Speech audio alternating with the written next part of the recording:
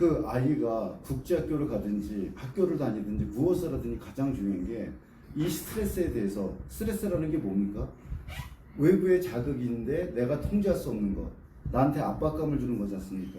근데 이 생각을 해봅시다. 무조건 아이가 성장을 내면 지금 하는 수준보다 120%가 이 몰입존인데 어려운 걸 해야 됩니다. 그러면 아이들은 어떤 어려운 것이 닥치면 무조건 다 스트레스로 생각하거든요. 먼저 이 인식부터 바꿔야 돼요.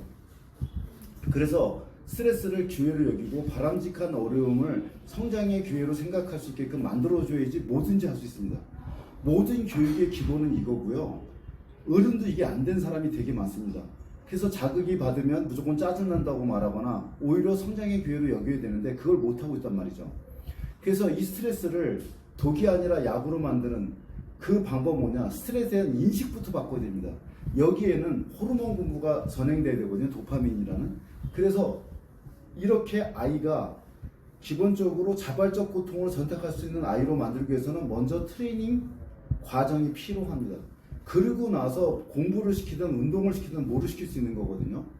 그래서 퓨처 아카데미는 기본적으로 슬로건이 스트레스를 기회로, 그리고 바람직한 어려움을 성장으로, 이 슬로건을 기반으로 해서 먼저 이 교육부터 시키고, 그 다음에 아이가 공부할 놈이 있고요, 기술할 놈이 있고, 그 다음에 교육도 주입식 교육인 우리나라 공교육이 맞는 애가 있고, 아니면 자발적인 주도학습, 자기주도학습인 IB 국제학교가 맞는 애가 있고, 여러 가지가 있습니다.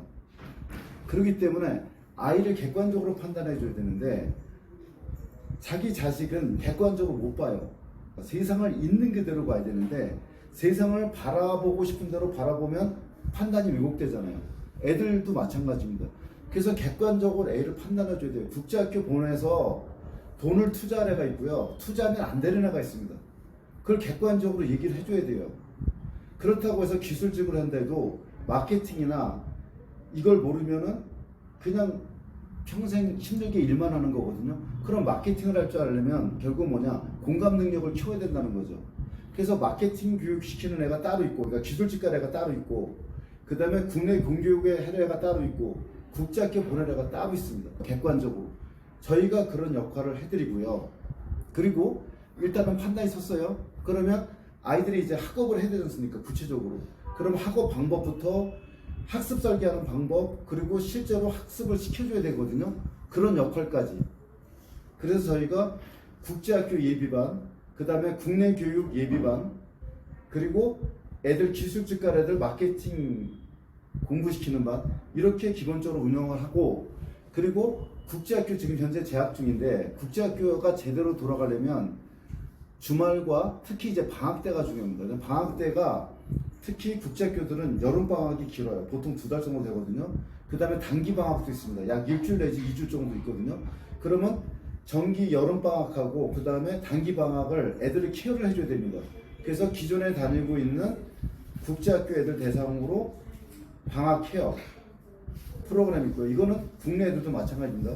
물론 국내 애들하고 이 국제학교하고 방학이 좀 달라요. 국제학교 애들은 보통 6월달, 7월달이 방학이고 한국 애들은 보통 7월 중순에서 8월 중순까지가 방학입니다. 그리고 겨울방학이 길죠. 근데 국제학교들은 겨울방학이 2주밖에 안 됩니다. 그래서 애들 입소 시기는 거의 다르지만 이렇게 방학해가는 거, 애들 인생 격차는 결국 방학과 주말 격차에 달려있거든요. 학교 수업 일수를 따져보면 실질적으로 180일을 넘지 않아요. 그러니까 나머지 50일, 170일 정도는 노는 날이라는 거죠. 이 노는 날을 잘 보내야지만 아이가 성장할 수 있거든요. 그래서 이 방학과 이 공휴일 관리를 대신해 준다는 거. 그래서 아이들한테 크게 이제 먼저 전제 조건은 뭐냐? 스트레스를 기회로 여기고, 그 다음에 바람직한 어려움을 스스로 찾아서 할 수 있는 아이. 그러니까 자발적 고통을 선택할 수 있는 아이. 이런 애로 저희가 키우면서 부모님이 해줄 수 없는 거, 부모님이 힘들어하는 그 지점, 그 내용, 그거를 저희가 대신 해드립니다.